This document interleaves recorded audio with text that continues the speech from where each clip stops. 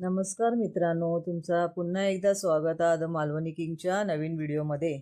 तर आज मी करणार आहे फरसबीची भाजी। तर ही फरसबी घेतली आहे बारीक चिरून।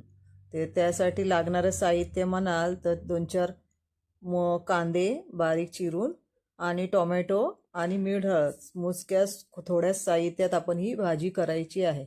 आणि ही भाजी करताना ही पाणी न घालता तेलात परतून करायची आहे।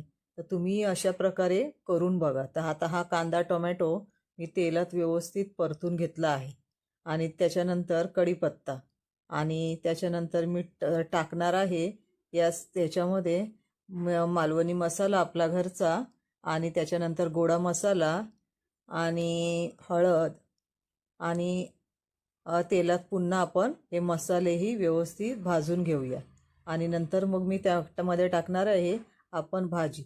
तर तुम्ही अशा प्रकारे करून बघा आणि वाफेवरच ही भाजी आपण शिजवायची आहे। अशा प्रकारे एकदा करून बघितल्यास तुम्हाला त्याची टेस्ट जरा वेगळीच लागेल।